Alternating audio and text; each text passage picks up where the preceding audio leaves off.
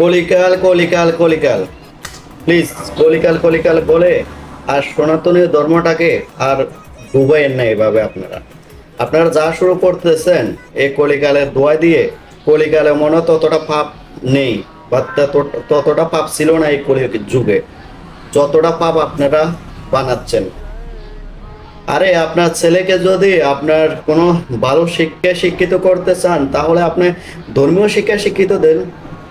ধর্মীয় নাচ শেখানো ওনাকে, হিন্দি গানের ডিজে গান দিয়ে আপনার ছেলের সাথে আপনি নায়িকা সাজছেন, ছেলেকে নায়ক বানাচ্ছেন, আর আপনি বলছেন কি আপনার ছেলেকে সুশিক্ষা দিচ্ছেন।